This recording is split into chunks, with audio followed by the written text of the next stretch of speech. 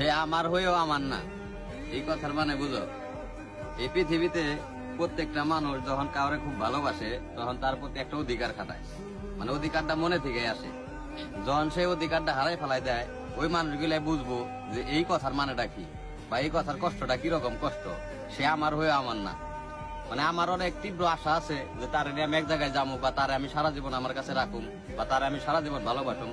কিন্তু ওই মানুষটা যখন হারায় যায়, মানে আমার জীবন থেকে বা যার জীবন থেকে হারায় যায়, তখন এই অধিকারটা আর কাজ করে না।